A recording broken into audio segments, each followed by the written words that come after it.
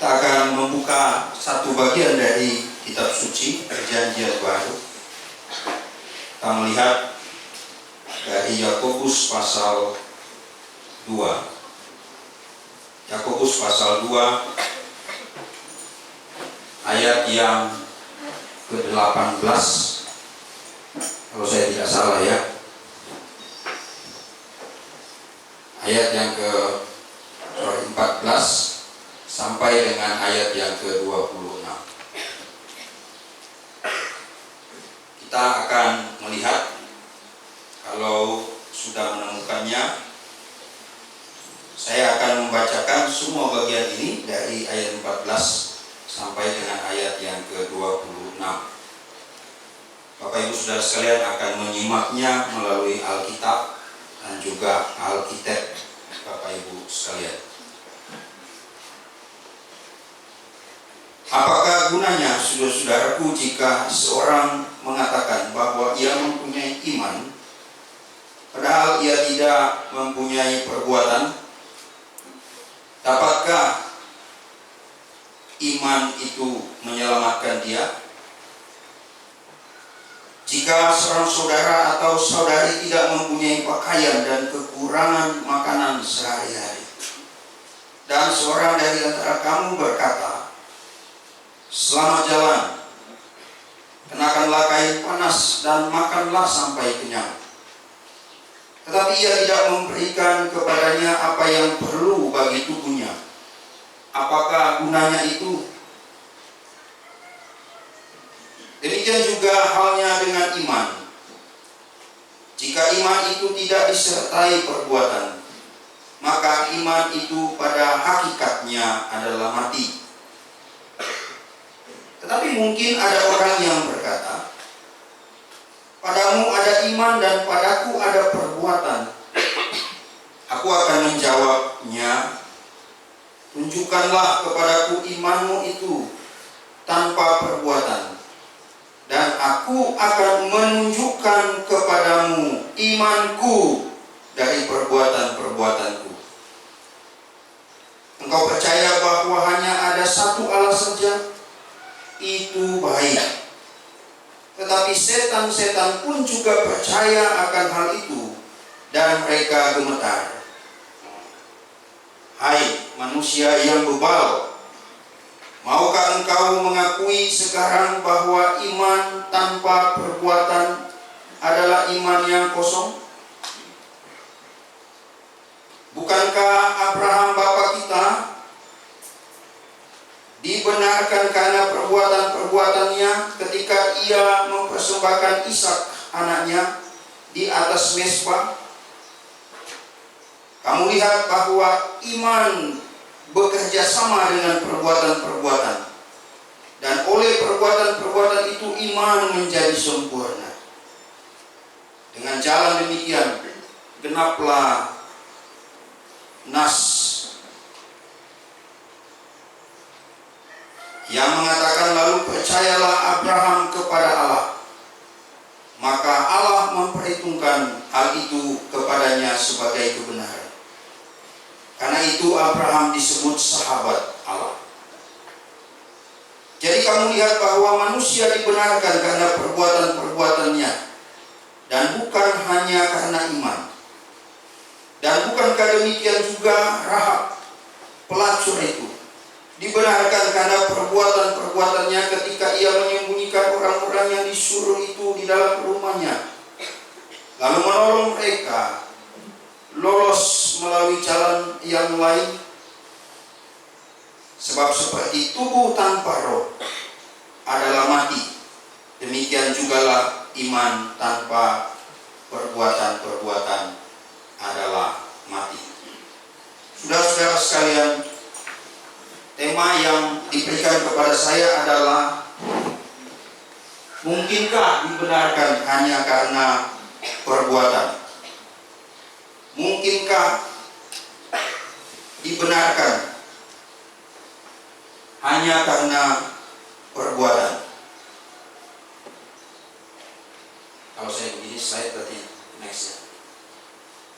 Sudah ada satu survei yang dilakukan oleh salah satu lembaga survei PRNC, Pew Research Center, yang menempatkan Indonesia sebagai satu negara yang menjadi negara nomor 1 di Asia Tenggara dan juga nomor 10 di urutan negara-negara di dunia, dikenal sebagai sebuah negara yang sangat religius. Negara yang betul-betul menurut survei itu menempatkan bahwa penduduknya, masyarakatnya dikenal sangat religius. Mungkin saudara juga dan saya bagian dari itu ya.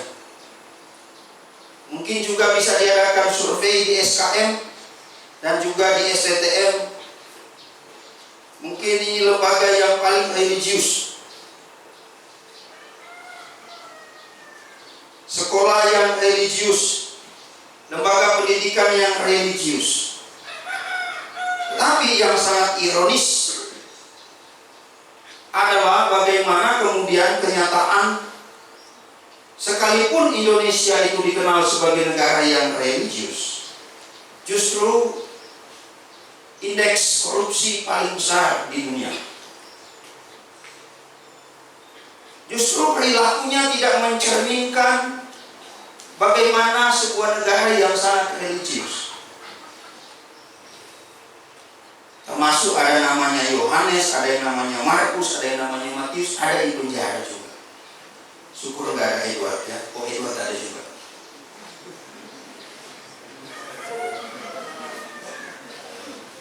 Ada. Dan itu salah seorang pemilik yang sangat dikenal luas ya. Tersandung juga kasus. Saya tidak tahu juga bagaimana kita bisa menerapkannya atau kita bisa berintrospeksi untuk melihat lagi ke dalam diri kita. Apakah memang kita adalah orang-orang yang juga dikenal religius, orang-orang yang dikenal oleh teman, oleh sahabat baik kita, oleh rekan-rekan, kolega, rekan sekerja kita adalah orang yang sangat religius. Mungkin saja kita bisa terlihat tampak sedemikian religius. Tapi kita perlu merenungkan kembali. Who knows? Siapa tahu terselip di balik topeng religius kita itu, kita sesungguhnya orang-orang yang tidak beriman dengan sungguh.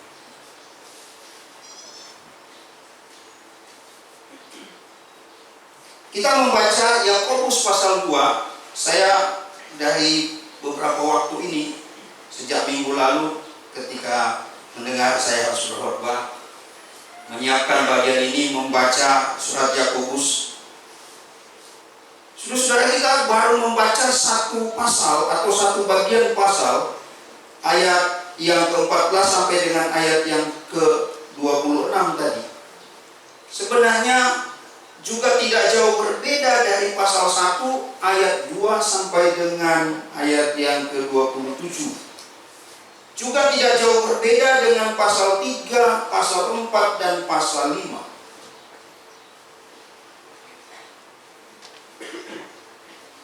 Karena di dalam bagian-bagian dalam pasal-pasal tersebut, sebenarnya kita bisa melihat penyebutan iman dan perbuatan itu berulang-ulang kali disebutkan oleh Yakobus. Tapi pertanyaannya adalah, mungkinkah diselamatkan hanya dari perbuatan sebagaimana tema yang diberikan pada sore ini?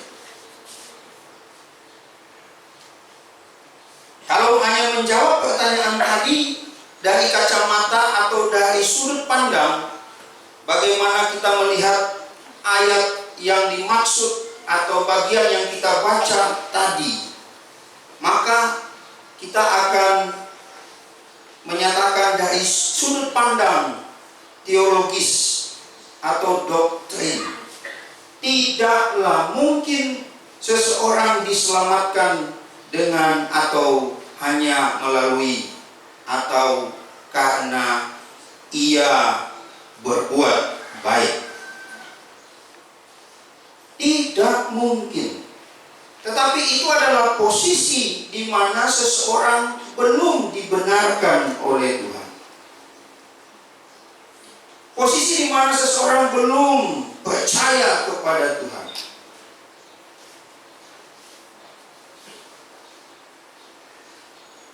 Perbuatan manusia sebaik apapun, sebanyak apapun, tidaklah mampu membawa manusia, membawa saya kepada Allah. Tidaklah mampu membawa saya kepada keselamatan dari dosa. Di dalam Roma pasal 3 ayat 28, hanya satu yang paling penting ditekankan. Karena kami yakin bahwa manusia dibenarkan karena iman, bukan karena melakukan hukum Taurat. Paulus dengan begitu serius menekankan hal itu. Iman sangat penting berkaitan dengan keselamatan manusia. Iman yang digarisbawahi oleh Paulus adalah iman yang mengantar manusia berdamai dengan Allah. Manusia yang adalah seteru Allah kemudian berdamai dengan Allah. Iman di dalam Yesus Kristus.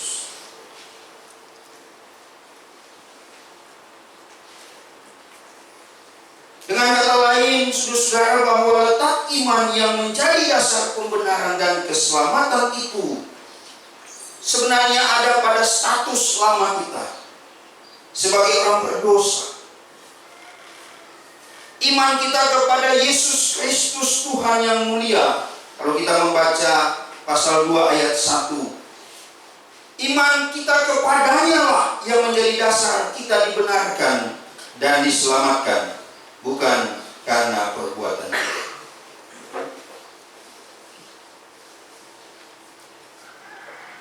Mungkinkah dibenarkan hanya karena perbuatan? Saya akan menjawab dari status kita yang baru, sebagai ciptaan baru, sebagai manusia baru, sebagai anak-anak Allah yang sudah ditebus dan memperoleh keselamatan. Ketika ditanyakan mungkinkah dibenarkan karena diselamatkan, dibenarkan karena perbuatan, maka jawaban saya sederhana, mungkin dan pasti. Tetapi dari sudut pandang kita berada pada status yang baru, bukan pada status yang lama. Berada pada posisi yang sekarang, yang sudah percaya kepada Yesus Kristus, Tuhan kita yang mulia itu. Saudara-saudara, sejak awal saya katakan, ketika kita membaca Yakobus pasal 1, kita dapat melihat dengan jelas bagaimana posisi iman dan perbuatan sebenarnya tidak head to head, tidak dipertentangkan, tidak dihadap-hadapkan, sebagai dua hal yang berbeda, sebagai dua hal yang kontras dan berselisih jalan. Iman dan perbuatan, ketika Yakobus maksud di dalam pasal-pasal sebelumnya, dalam pasal 1, bagaimana Yakobus sangat kuat menekankan tentang iman yang melahirkan perbuatan sebagai seorang Kristen yang sejati.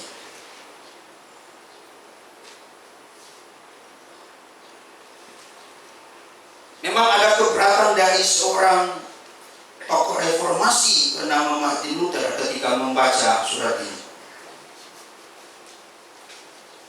Martin Luther beranggapan bahwa surat Yakobus adalah slow epistle, adalah surat jerami, di mana surat Yakobus itu terlalu banyak menekankan tentang good works dan ketaatan dan kepatuhan.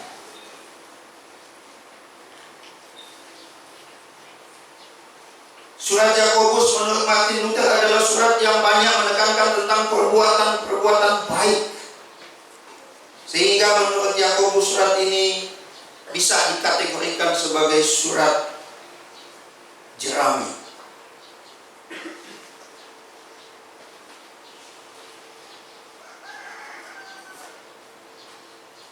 Tetapi ketika kita membaca dari pasal 1, setidaknya kita bisa melihat bahwa apa yang dikatakan oleh Martin Luther sebenarnya tidaklah demikian. Justru surat Yakobus begitu kuat menekankan iman dan perbuatan.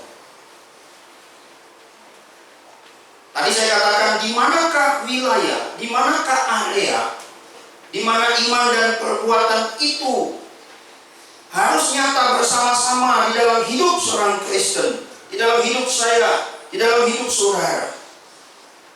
Tentu di dalam kehidupan kita setiap hari. Tidak lagi kita berada pada posisi bahwa kita adalah seteru Allah, bahwa kita adalah musuh Allah. Tetapi dalam posisi kita sudah berdamai dengan Allah. Hidup kita sudah menjadi anak, menjadi milik dan tebusan Allah. Iman dan perbuatan yang ditulis oleh Yakobus termasuk menjadi bagian yang mesti kita koreksi, sebagaimana kita juga termasuk di SKM dan juga di STTM. Dalam posisi hidup kita setiap hari, dalam posisi bagaimana kita memaknai kehidupan kita. Saudara-saudara, saya ingin menggarisbawahi bahwa seringkali yang lebih terlihat adalah bagaimana kita tampil sebagai orang yang begitu religius. Saya juga harus mengoreksi diri saya. Perbuatan baik sekecil apakah yang sudah kita lakukan? Perbuatan baik sekecil apakah yang sudah kita perbuat?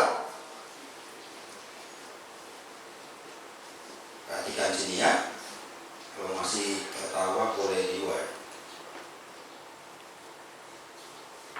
Perbuatan kecil apakah yang sudah kita perbuat sebagai ekspresi bahwa kita percaya kepada Allah? Sudahkah kita menghitung perbuatan baik yang lahir dari iman yang kita lakukan setiap hari? Atau kita tampil seperti seorang Farisi, seperti seorang ahli Taurat yang tampil menawan dengan jubah religiusitas, dengan jubah bagaimana menampilkan diri sekeren mungkin supaya terlihat sangat beriman.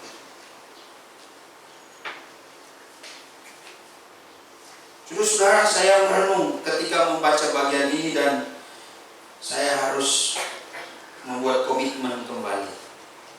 Perbuatan kecil apakah sudah saya lakukan setiap hari saya bangun? Yang lahir dari iman saya, ketika saya menyeru nama Tuhan, apakah yang saya lakukan? Sekecil apapun, kepada sahabat saya, kepada teman sekelas saya, kepada rekan kolega, kepada siapapun orang yang ada di luar. Terlalu banyak absen, terlalu banyak hal yang tidak pernah muncul, perbuatan-perbuatan baik yang lahir dari iman.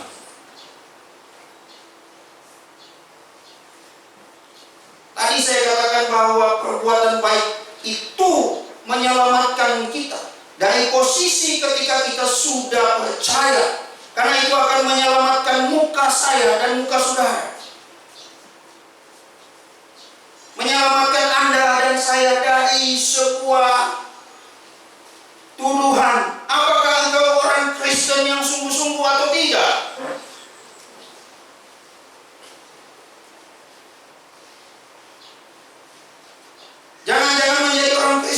hanya pandai bicara tentang kebenaran, tetapi tidak pandai bicara tentang perbuatan.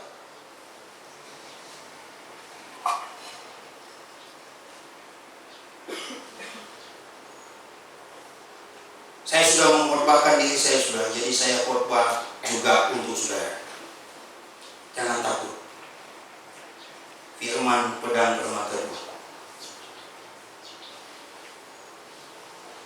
Saya tidak tahu ketika kita mendengar bencana alam di Turki dan Syria, tergerakkah gereja, tergerakkah GRI, tergerakkah kita SKM menyisikan bantuan? Tergerakkah kita memberikan 1.000, 2.000 sebagai bantuan kita kepada orang yang berada di sana? Terlalu fokuskah kita kepada diakoni gereja kita? Terlalu fokuskah kita pada hidup kita?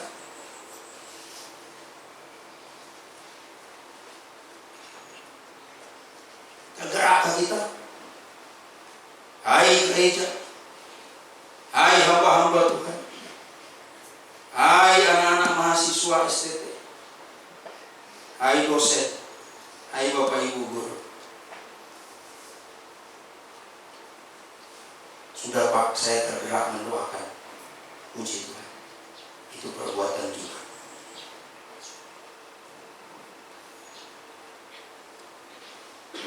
Apa yang kita pikirkan? Perbuatan kita, sekecil apapun, itu menyelamatkan muka kita. Bahwa kita adalah orang Kristen yang bertanggung jawab, yang juga hidup di atas dasar iman yang kokoh, tetapi juga hidup di dalam perbuatan yang nyata di tengah-tengah sesama kita.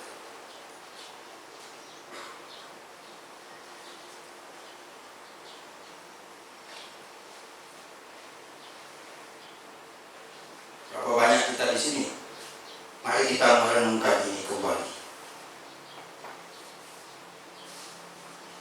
Atau hidup kita begitu-begitu saja, biasa-biasa saja, dari hari ke hari. Kita mengatakan cukup bagi saya berdoa.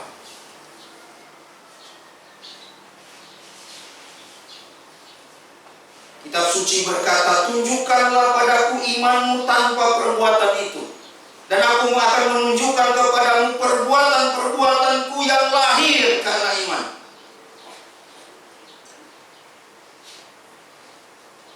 Perbuatan kita yang lahir karena iman tidak pernah mencoreng muka kita, tidak pernah membuat noda di dalam kehidupan kita sebagai pengikut Kristus, tidak pernah membawa kita kepada pencobaan yang datang karena nafsu kita, tidak pernah menuntun kita untuk berbuat dosa sekecil apapun. Tidak pernah.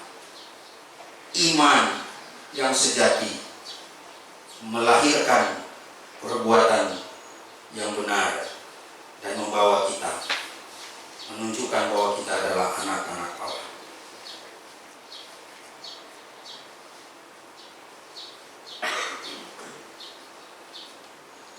Iman dan perbuatan adalah iman dalam perbuatan dan perbuatan dalam iman.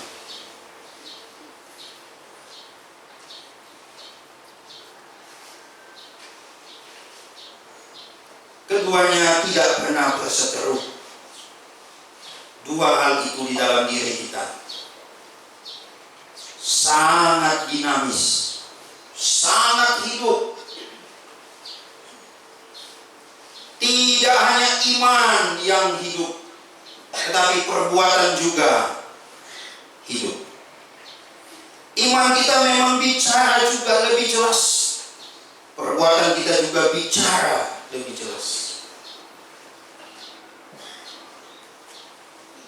Mari kita menjadi anak-anak Allah, menjadi orang-orang Kristen yang sejati, yang hidup seimbang antara iman dan perbuatan.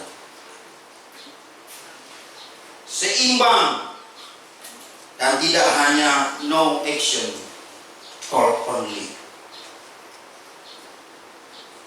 Saudara-saudara, iman dalam perbuatan dalam iman, itulah contoh yang diungkapkan oleh Yakobus ketika ia menyebutkan Abraham dan Rahab. Abraham disebut bapa orang percaya, bapa orang beriman, karena ia menaruh percayanya kepada Allah. Tetapi Abraham juga disebut adalah bapa orang yang percaya karena perbuatannya ketika ia membawa Ishak anaknya yang satu-satunya itu untuk dikurbankan. Bukan korbankan, kurbankan. Korban itu victim, tapi kurban itu sacrifice. Untuk dipersembahkan kepada Allah. Bagaimana Abraham melihat jauh ke depan, melihat kepada salib Kristus, melihat kepada Yesus anak Allah yang tunggal itu, yang menyelamatkan. Abraham membawa, Abraham melakukan. Itulah yang dikatakan oleh kitab suci. Perbuatan Abraham membenarkan dia. Ia percaya dalam Kejadian 15 dan ia melakukannya di dalam Kejadian 22. Apa yang dilakukan Abraham lahir dari percayanya di dalam Kejadian 15 pada janji Allah. Maka ia melakukannya di dalam Kejadian 22.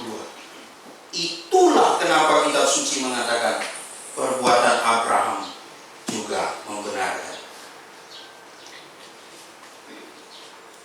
Lahir dari imannya, bukan sebelum beriman.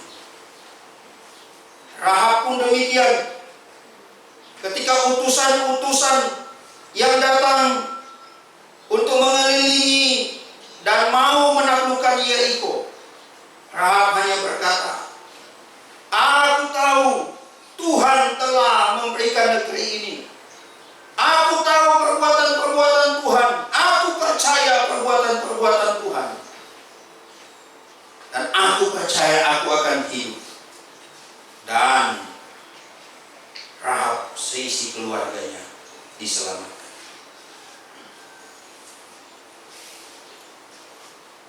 Cukupkah sampai percaya, saudara? Puaskah kita sampai percaya? Puaskah saya sampai percaya? Puaskah saya sampai hanya beriman saja? Setelah saya menjadi anak Allah, menjadi anak, menjadi tebusan, menjadi milik Tuhan, puaskah saya berkata saya sudah beriman kepadanya? Tidak. Lakukan dan berbuat baiklah. Kalau kita bilang percaya, kitab suci tadi mengatakan setan-setan pun percaya. Setan percaya ada satu Allah. Jadi kalau kita mengatakan saya cukup percaya, tidak jauh berbeda.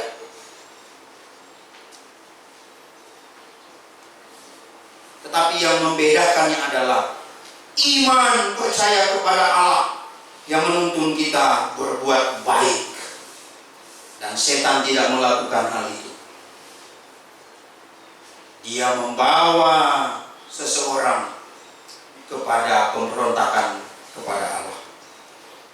Tapi iman yang lahir, yang sungguh-sungguh datang dari Tuhan, dianugerahkan oleh Tuhan di dalam hidup kita, akan membawa kita untuk maju satu langkah, move on, bergerak satu langkah lagi, menghasilkan perbuatan-perbuatan baik. Saudara-saudara, kita ini buatan Allah. Kita ini diciptakan di dalam Kristus Yesus untuk melakukan pekerjaan baik yang sudah Allah persiapkan sebelumnya. Tuhan mau supaya kita hidup di dalamnya. Saudara-saudara, tiap-tiap kita sebagai manusia kepunyaan Allah diperlengkapi untuk setiap perbuatan baik. Saudara-saudara, dengarkanlah nasihat Rasul Petrus. Milikilah cara hidup yang baik di tengah-tengah masyarakat, di tengah-tengah bangsa, di tengah-tengah kelompok yang berbeda dengan kita. Milikilah cara hidup yang baik, berbuat baiklah, tunjukkanlah bahwa kita adalah orang Kristen, supaya dengan perbuatan baik itu mereka memfitnah kita, kita diselamatkan oleh perbuatan kita yang terpuji. Fitnah mereka kembali kepada mereka. Mereka melihat perbuatan-perbuatan baik yang kita lakukan, mereka akan memuliakan Allah ketika Ia menjamah hati mereka. Mungkinkah dengan perbuatan kita juga digunakan sebagai orang Kristen, perbuatan kita dituntut, bukan hanya iman. Sebagai orang percaya, mari kita menggiatkan diri di dalam berbuat baik. Mari kita saling mengingatkan, saling menegur. Kalau saya tidak melakukan perbuatan baik pada satu hari, tegurlah saya.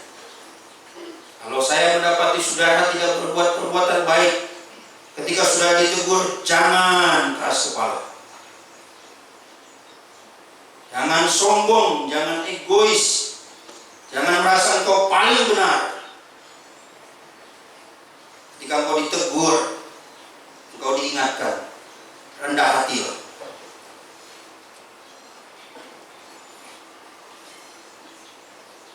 Ketika saya ditegur, saya diingatkan, saya berkata, thanks God, terima kasih Tuhan, Engkau mengingatkan saya.